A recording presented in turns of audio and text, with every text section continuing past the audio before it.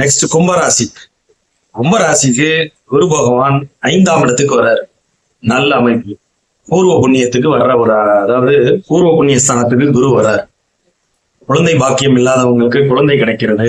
5ஆம் இடத்துல இருந்தாருன்னா என்ன பண்ணுவாரு, 11ஆம் இடத்தை தொடர்பு கொள்வார். லாபஸ்தானத்தை, அபிலாசிகள் பூர்த்தி ஆகிற ஸ்தானம். மறு மேரேஜுக்கு, அதாவது ரீமேரேஜுக்கு ட்ரை பண்ணிட்டு இருக்கவங்க கூட இந்த நேரத்துல ட்ரை பண்ணலாம், கும்பராசியில இருக்கிறவங்க. ஏன்னா 11ஆம் இடம் மறு திருமணத்தை கூடிய ஒரு இடம் இல்லையா? சோ அது யார் யாருக்கெல்லாம் குரு 11ஆம் இடத்தை பாக்குறாரோ அவங்க எல்லாம் இதை ட்ரை பண்ணலாம். சரிங்களா? சோ லாபம் அதிகரிக்கும். உங்களுக்கு தேவையான விஷயங்கள் எல்லாம் பூர்த்தி ஆகுங்க. 5ஆம் இடத்துல இருந்தாருன்னா ராசியை தொடர்பு கொள்வார் நேர 9ஆம் பார்வையாளர். சோ ஒரு கொடுத்து வைத்த அமைப்புன்னே சொல்லலாம். ராசியை பாக்குறது it's a very special one. குரு ராசியை பாக்குறது நல்ல ஒரு விஷயங்க.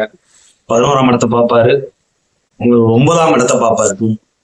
ராசிக்கு 9ஆம் இடத்தை பாக்குறது நல்லது. நான் நிறைய காணொலிகள் சொல்லியிருக்கேன். குரு 5, 9, 11, 3 இதெல்லாம் பாக்குறது நல்ல அமைப்பு. 3ஆம் இடத்தை பார்த்தா என்ன ஆகும், தொடர்பு ஸ்தானம் வலுக்கும். அது ஒரு நெகட்டிவ் இருந்தாலும் கூட நல்ல தொடர்புகளா இருக்கும்.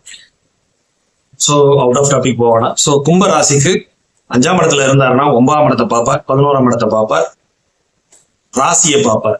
சரிங்களா? சோ இது ஒரு நல்ல அமைப்புங்க. கும்பராசிக்கு கொடுத்து வைத்தது இந்த குரு பயிற்சி பலன்கள்.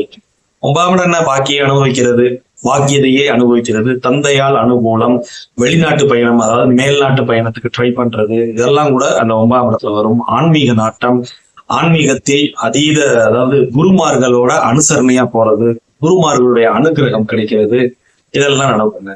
சரிங்களா? சோ நல்ல பலன்களே கும்பராசிக்கு.